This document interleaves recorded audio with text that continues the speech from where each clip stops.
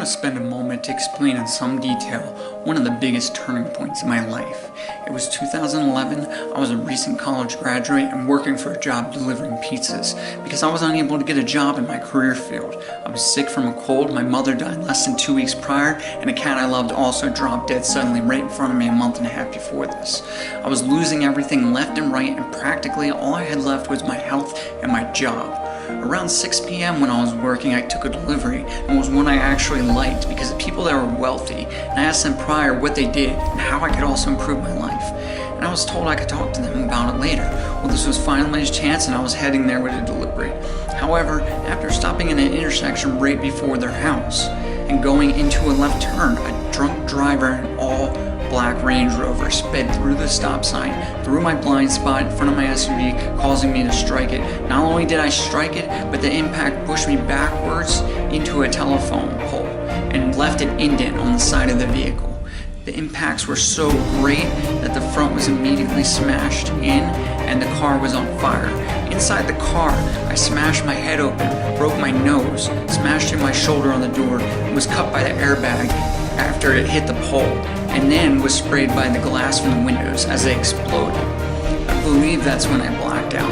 Now when I blacked out, I saw just darkness, and in the darkness there was a voice that spoke to me. The voice said, "Do you want to live or die?" And I thought about it actually because things in my life were so bad and seemingly getting even worse, but I shouted I wanted to live in my head and try, and somehow, even though I can't remember doing this, I came back from the blackout, smashed open the stuck passenger door, broke it, and while the vehicle was smoking, then I ended up on a lawn.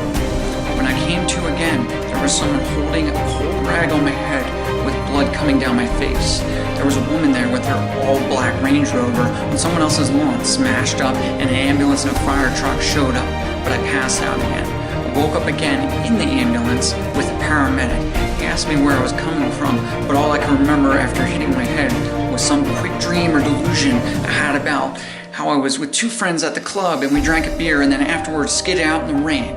This story was completely fictional. I was indeed delusional.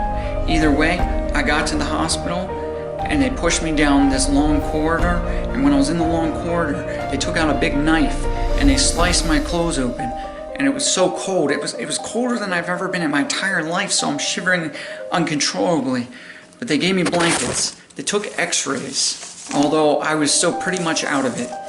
Afterwards, I was in the hospital room and an officer came in and he asked me if I could remember anything. I told him everything I could remember that happened, and he told me he thought the woman was extremely drunk. She was slurring her speech, tested for DUI, and arrested for it. After our conversation, an x-ray tech or hospital personnel came in, and he came in with the x-ray of my brain, and he said I'd have to go right into the ICU to stay at the hospital because I could die within a week. Blood was leaking from my brain. Death, I thought. I just escaped death. I chose life, but my life wasn't actually living before this. I delivered pizzas, and every day I would go home to my lonely room I rented, lock myself in, and watch TV. That was my life. I didn't hang out with friends. My mom was dead, my cat was dead, and every night it was hard for me to sleep. But when death was brought into the picture, yet again, I never wanted to live more my entire life. I vowed that if I got to keep my life, I would change everything.